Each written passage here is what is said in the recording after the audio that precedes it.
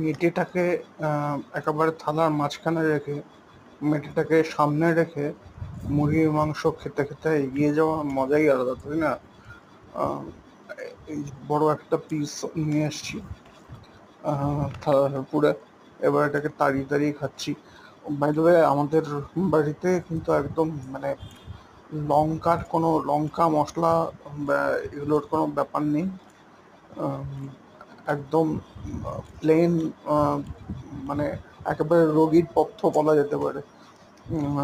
মুরগির ঝোলকে একদম প্লেন করে করা হয়, আমাদের সেটা ভালোও লাগে।